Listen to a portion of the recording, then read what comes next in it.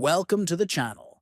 Today we are going to show you how to enable the Forget Me when I close this site feature in the Brave Nightly browser on mobile. This feature is essential if you want to automatically clear browsing data for websites every time you close them. First, open the Brave Nightly browser on your mobile phone. Next, look at the bottom right and tap on the three-dot menu. Then, tap on Settings from the list that appears. Inside Settings, tap on Brave Shields and Privacy to open the privacy-related options.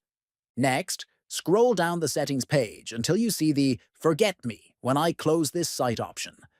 Then, toggle this feature on to enable it. Once it is activated, Brave will automatically clear cookies and browsing data for each site when you close it. Finally, close the settings and continue browsing, knowing your data is more secure and private.